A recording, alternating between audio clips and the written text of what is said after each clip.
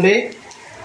ఈరోజు మన cinema actor, comedian, hero Venumadhav, కన్నత్తు వేణుమాధవ్ గారి గురించి మీకు చెప్పే కోసమే మా మేడారం టీవీ చిరు ప్రయత్నం.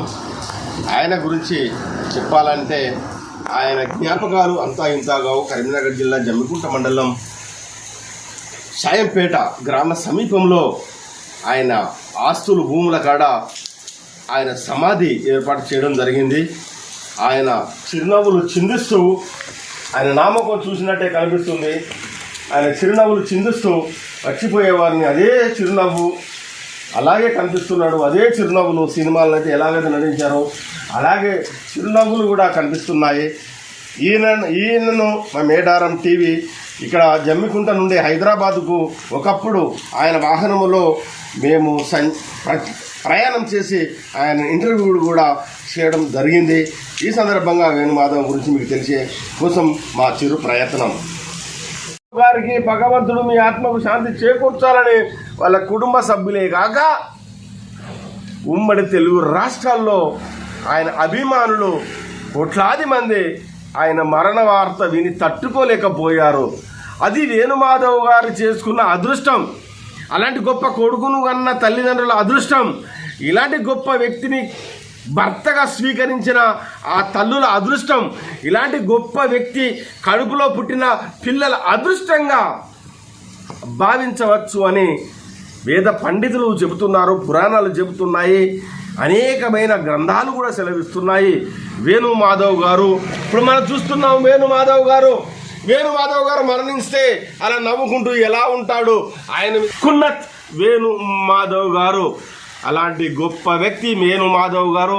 చిత్ర పరిశ్రమ కూడా, రాష్ట్ర ప్రభుత్వం కూడా స్పందించి వేణుమాధవ్ గారి జయంతి వర్ధంతిలు ప్రభుత్వ లాంఛనాలతో జరిపితే బాగుంటుందని సినీ పరిశ్రమ కూడా, ఇండస్ట్రీస్ పరిశ్రమ కూడా, సినిమా అండ్ టెలిఫిలిం అండ్ టీవీలో కళాకారులు కూడా రాష్ట్ర ప్రభుత్వం దృష్టికి తీసుకోపోవాల్సిన అవసరం ఎంతైనా ఉంది.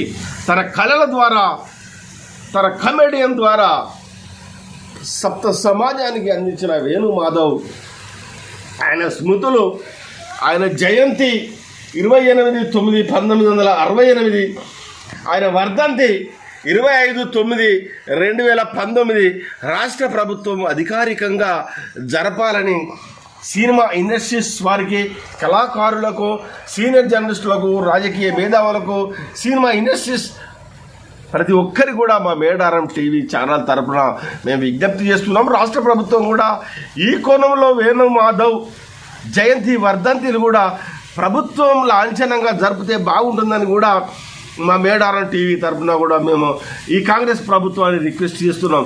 ఏది ఏమైనా కానీ వేణుమాధవ్ గారు మరణించలేదు.